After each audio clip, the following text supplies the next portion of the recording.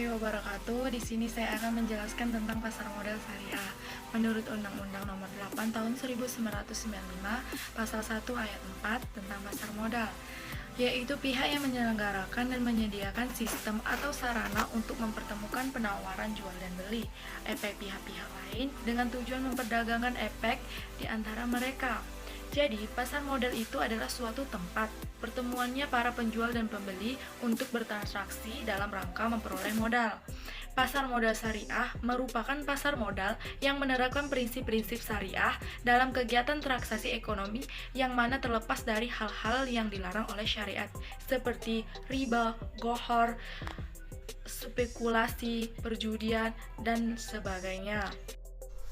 Pasar modal syariah di Indonesia merupakan bagian dari industri keuangan syariah yang diatur oleh Otoritas Jasa Keuangan atau OJK, khususnya Direktur Pasar Modal Syariah. Terus, akad dalam penerbitan efek syariah di pasar modal syariah apa saja? OJK telah mengatur tentang akad-akad yang dapat digunakan setiap penerbitan efek syariah di pasar modal Indonesia melalui peraturan OJK. Apa saja sih akad-akad itu? Antara lain yaitu ijarah, istisna, iqabalah, mudharabah, musyarakat, dan wakalah. Beberapa contoh instrumen investasi syariah di pasar modal syariah, seperti 1. Saham syariah. Saham yang prinsip-prinsipnya tidak bertentangan dengan prinsip syariah dan merupakan perusahaan yang tidak melakukan sejumlah kegiatan usaha yang haram hukumnya. Saham yang tergolong syariah terdaftar pada daftar efek syariah atau DIS yang diterbitkan 2 kali setahun oleh OJK. Yang kedua, obligasi atau sukuk. Surat berharga yang dikelola berdasarkan prinsip syariah dan diterbitkan oleh pemerintah. Setiap tahun pemerintah menerbitkan sukuk retail dan sukuk tabungan.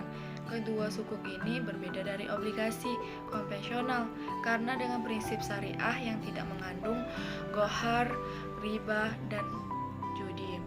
Yang ketiga yaitu reksadana syariah. Uang yang dihimpun oleh manajer investasi hanya akan ditempatkan pada instrumen syariah seperti saham syariah dan sukuk. Reksadana syariah ini diawasi oleh Dewan Pengawasan Syariah atau DPS. Itu adalah beberapa contoh instrumen di pasar modal syariah. Terus, apa peran pasar modal syariah? Apa sih perannya? Pasar modal syariah memiliki 2 peran penting, yaitu sebagai sumber pendanaan bagi perusahaan untuk pengembangan usahanya melalui penerbitan efek syariah.